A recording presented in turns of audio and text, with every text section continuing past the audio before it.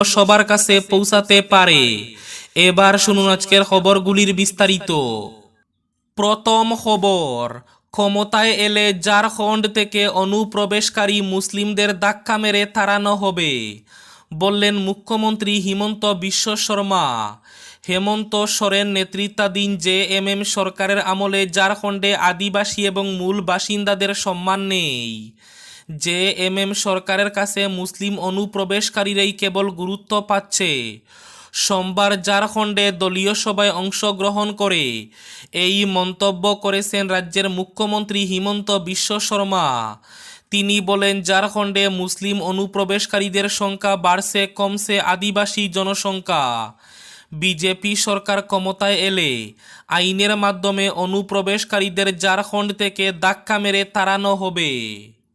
একদিনে প্রধানমন্ত্রী আবাস যোজনার সরকারি গড়ের 543টি অনুমোদনপত্র বন্টন করে নতুন দৃষ্টান্ত স্থাপন করলেন পাতারকান্দির বিধায়ক কৃষ্ণেন্দু পাল। সোমবার প্রকাশ্য জনসভায় অনুমোদনপত্রগুলো বন্টন করা হয় হিতাধিকারীদের মধ্যে। এ মর্মে সোমবার এক গ্রামসভা অনুষ্ঠিত হয় রাধাপেয়ারি বাজারে। বিধায়ক কৃষ্ণেন্দু পাল তার বক্তব্যে বলেন, প্রধানমন্ত্রী নরেন্দ্র মোদীর স্বপ্নের প্রকল্প আবাস যোজনা গড়ের আওতাধীন এই অনুমোদনপত্র। প্রধানমন্ত্রীর স্বপ্নকে বাস্তবায়িত করতে আপনারা নিজে গড় তৈরি করুন। নির্ধারিত গড়ের টাকা সরাসরি দিল্লি থেকে আপনাদের অ্যাকাউন্টে আসবে। বিগত দিনে কংগ্রেস সরকারের আমলে সরকারি গড় পেতে হলে আগে টাকা দিতে হতো, কিন্তু বর্তমান বিজেপি সরকারের সময় এমন সিস্টেম নেই। কোনো ব্যক্তিকে এই আবাসের জন্য এক পয়সাও দিতে হবে না। এটাই হচ্ছে পরিবর্তনের সরকার।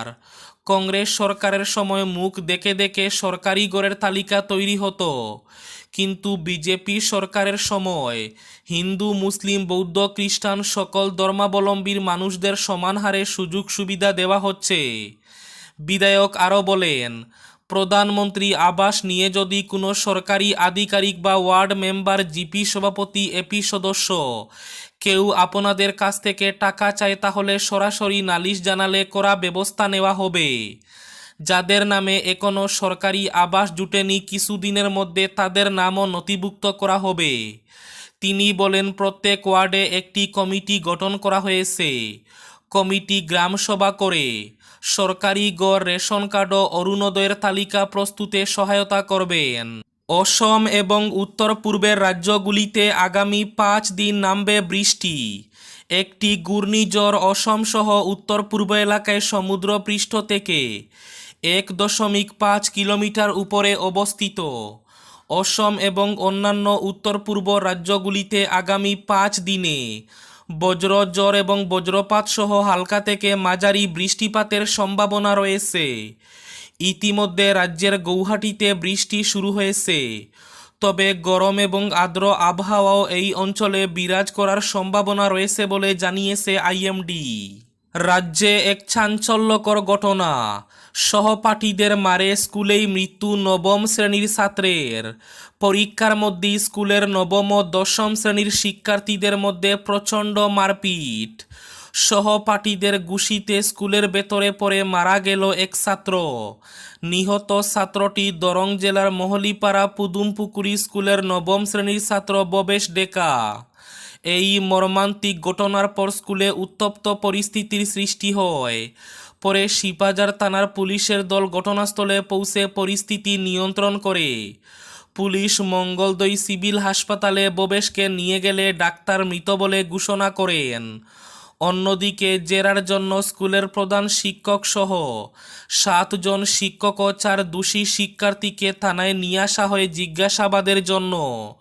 সহপাঠীদের সঙ্গে সামান্য কথা কাটাকাটি থেকে পিটিয়ে খুন করা হলো নবম শ্রেণীর ছাত্রটিকে, যার পর পরিস্থিতি নিয়ন্ত্রণে পুলিশ ও ব্যাটালিয়ন নামাতে হয়।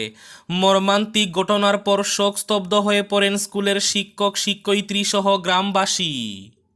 অল্টো এবং বাইকের সংঘর্ষ শিলচর শিলকুড়িতে। শিলচর শিলকুড়ি বারম বাবার মন্দিরের সামনে ভয়ঙ্কর সড়ক দুর্ঘটনা। সোমবার বিকেল আনুমানিক 4 ঘটিকার সময় এই দুর্ঘটনাটি সংঘটিত হয়। স্থানীয়দের বয়ান মতে জানা যায় শিলচরের দিক থেকে আসা AS-10D 9723 নম্বরের বাইক দ্রুতগতিতে এসে নিয়ন্ত্রণ হারিয়ে হাইলাকান্দির দিক দিয়ে আসা অল্টো গাড়িতে ধাক্কা মারে, এতে বাইক চালক সড়কে ছিটকে পড়ে। দুর্ঘটনার বিকট শব্দ পেয়ে স্থানীয়রা বেরোন। বাইক চালকের অবস্থা গুরুতর দেখে সঙ্গে সঙ্গে শিলচর মেডিকেল কলেজ হাসপাতালে পাঠিয়ে দেন স্থানীয়রা। লোকসভার বিরোধী দলনেতা তথা কংগ্রেস সাংসদ রাহুল গান্ধীকে ভয় পেয়েছে বিজেপি। তাই রাহুল গান্ধীর প্রাণনাশের হুমকি দিয়ে দেশে এক অস্থির পরিবেশ তৈরি করতে চাইছে বিজেপি। সোমবার লখিমপুরে উপস্থিত হয়ে এই মন্তব্য করেছেন প্রদেশ কংগ্রেসের সভাপতি ভূপেন বরা।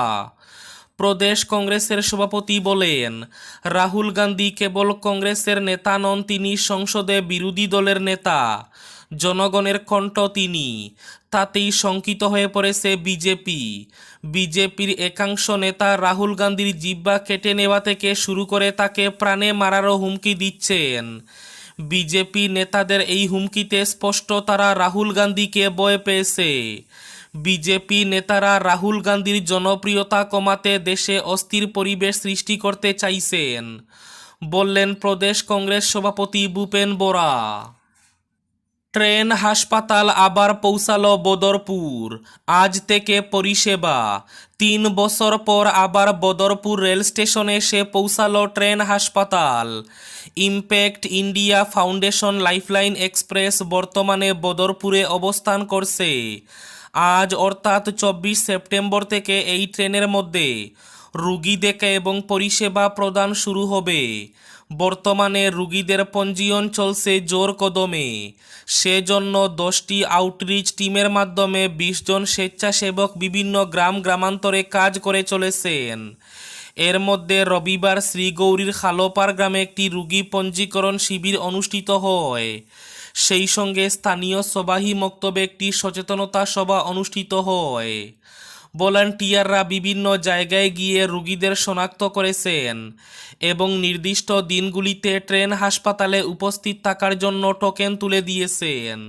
বদরপুর পুলিশের অভিযানে আটক করা হয়েছে 4 দালালকে।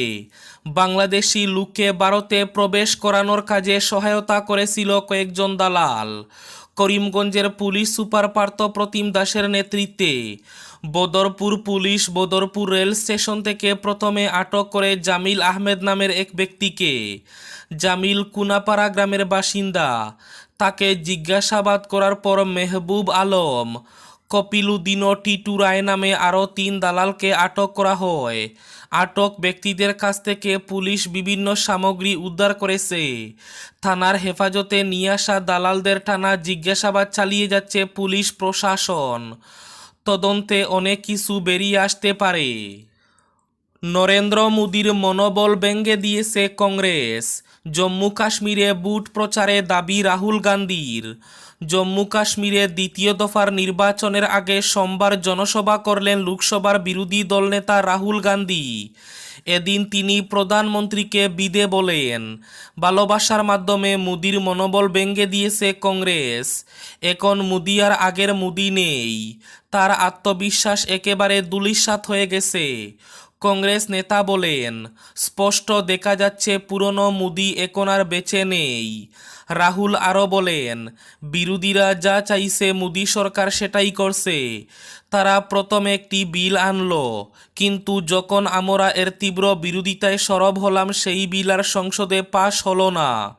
শেষ পর্যন্ত বাধ্য হয়ে কেন্দ্রকে নতুন আরেকটি বিল আনতে হলো। এ থেকে এটা স্পষ্ট যে মোদি সরকারের মধ্যে আর আগের আত্মবিশ্বাস কাজ করছে না। আজকের বরাক উপত্যকার 3 জেলার আবহাওয়ার খবর।